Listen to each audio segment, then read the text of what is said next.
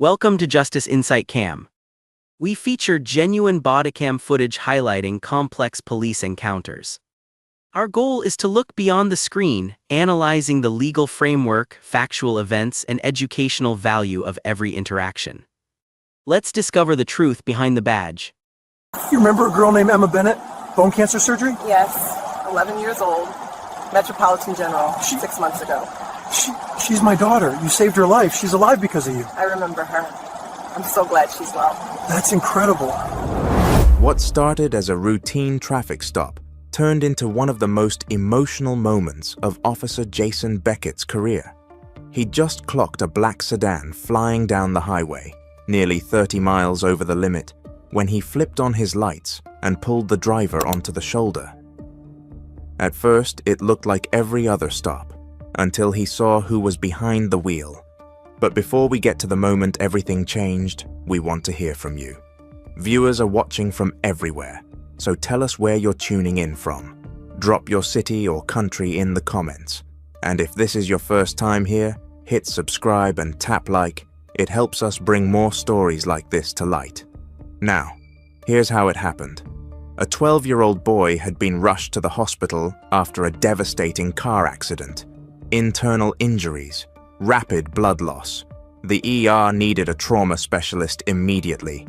The only one available that night was Dr. Imani Perez. She had been on medical leave for the past week, rare time off after months of back-to-back surgeries that left her running on fumes. Her body still felt the exhaustion. Her mind still carried the weight of every case that didn't go perfectly. But when the call came, the urgency in the nurse's voice cut through everything. "A child is crashing. We need you now." Imani didn't hesitate. She was stuck in traffic across town when she heard those words. And in trauma medicine, there's one brutal truth. Minutes decide futures. So she pushed harder on the accelerator.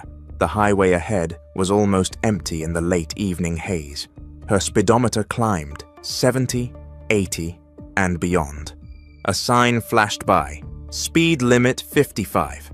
Imani saw it and kept going, because in her mind, she could already see the operating room. She could already hear the monitors. She could already picture a family standing in a hallway, praying for someone to walk through those doors in time. She calculated the route the way surgeons calculate risk. 10 more minutes at this speed, she'd make it. 10 more minutes, the boy would still have a chance. Then she saw the flashing red and blue lights in her rearview mirror. Her stomach dropped. Imani immediately slowed and pulled onto the shoulder, hands steady, but heart racing. A citation would cost time. An explanation would cost even more. And somewhere across town, a child was bleeding out while the only surgeon who could help sat on the side of the road. Officer Jason Beckett stepped out of his patrol car and approached. 15 years on the force had trained him to read people quickly. Speeding was speeding. Everyone had a reason. Everyone had somewhere to be. The law was still the law. As he reached the window, he swept his flashlight across the interior. He noticed the scrubs right away. A hospital badge hung from the driver's neck, but he kept his face neutral. He'd pulled over doctors before. He'd heard the emergency excuse before. Imani rolled the window down and spoke first. Her voice was controlled but urgent, like someone trying to keep panic from bleeding into the words. "There's a child in critical condition, internal injuries. No other trauma surgeon is available. I'm needed at Metro General right now." She moved slowly and showed him her hospital identification. Dr. Imani Perez, trauma surgeon, Metropolitan, Metro General. Beckett took the ID and studied it. The name stirred something faint in the back of his memory. The face, familiar, but he couldn't place it. Standard procedure. He returned to his patrol car to run the license and registration. The computer glowed in the dark. He typed everything in. Clean record, no warrants, no prior violations. Everything checked out. And yet, that name wouldn't let go of him. Beckett stared at the license photo on his screen. Then it hit him so hard his breath caught. 6 months ago, Metro General Hospital, the pediatric oncology wing. His daughter, Ella, lying in a hospital bed, 11 years old, her small body battered by an aggressive form of bone cancer. He remembered the day like it was a scar. The surgery had been scheduled for hours, then stretched longer. 7 hours of pacing hallways, 7 hours of watching doors, 7 hours of praying without even realizing he was praying. And then the surgeon who came out, exhausted, focused, but smiling. She had told him the words he didn't know he needed to survive. "We got it. The tumor is out. She's going to live." Beckett sat frozen in his patrol car, staring at the screen. The same steady eyes, the same calm presence.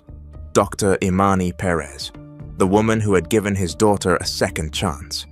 He remembered how she sat down with him and his wife before the operation.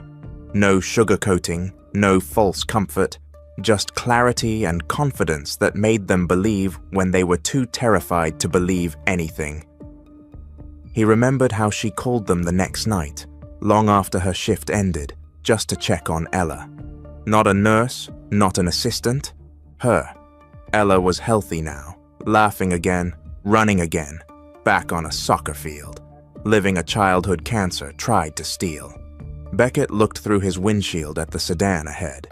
Inside sat the reason his daughter would grow up. Graduate, fall in love, build a life, and now that same surgeon was racing to save another child. His hands trembled slightly as he stepped out of the patrol car. The citation book in his pocket suddenly felt ridiculous.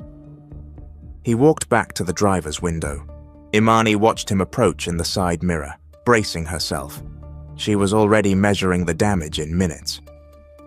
Bennett stopped at the window and stood there in silence. Something was different. The professional detachment was gone. In its place was something raw.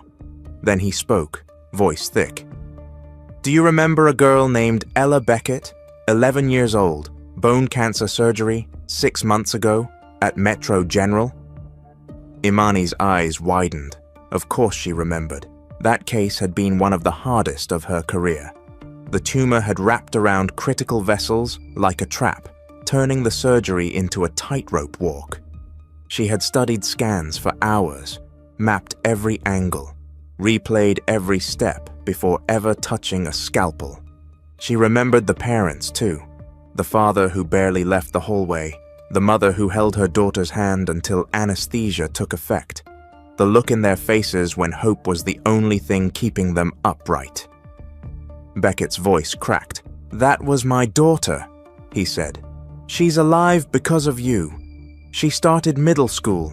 She made the soccer team. She keeps saying she wants to be a doctor someday, because she met you."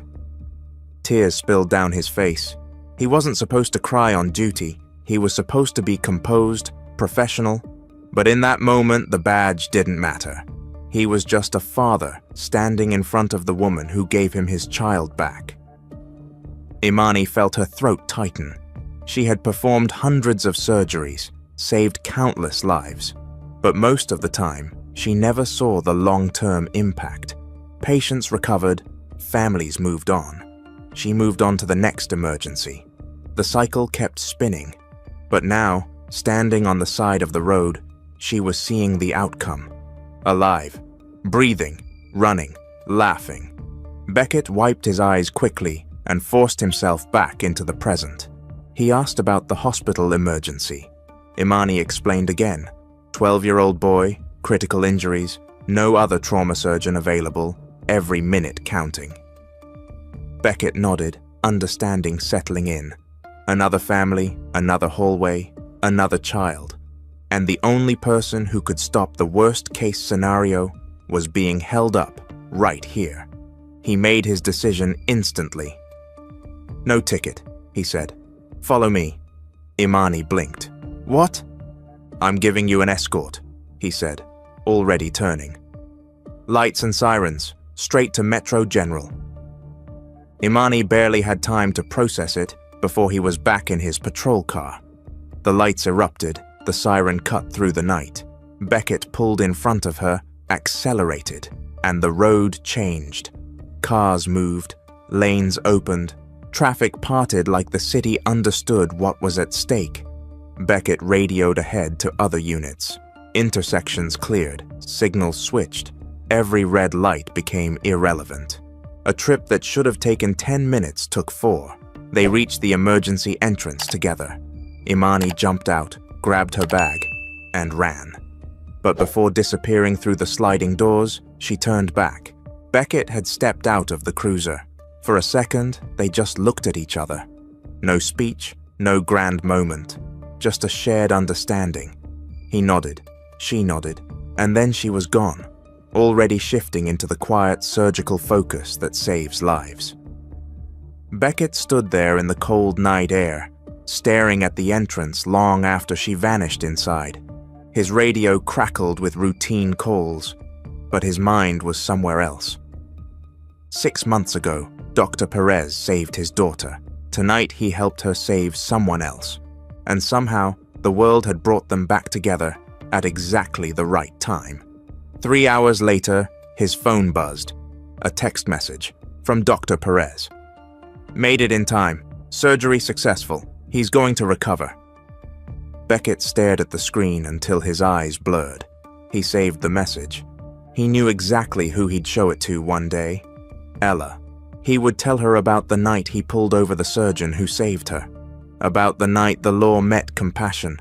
About the night life connected 2 strangers again and turned a traffic stop into a second chance for another child. Later, the body cam footage surfaced online. Millions watched the moment recognition hit. They watched a seasoned officer break down. They watched a doctor absorb the reality of what her hands had done months earlier. And they watched the unbelievable part, the escort, the urgency, the human choice inside the uniform. People commented from every corner of the world, sharing their own stories of reunions, second chances, and the unexpected ways gratitude finds its way back. But for Beckett and Dr. Perez, the viral attention meant almost nothing. 2 kids were alive, 2 families stayed whole, and 2 people were reminded, right there on the roadside, why their work mattered. Because sometimes justice isn't a ticket. Sometimes it's recognizing the humanity in front of you and choosing compassion over protocol.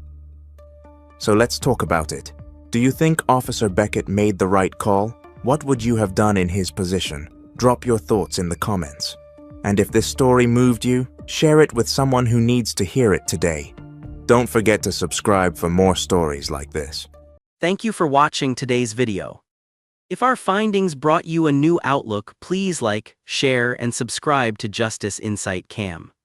Stay updated, stay secure, and we will return soon with another comprehensive report.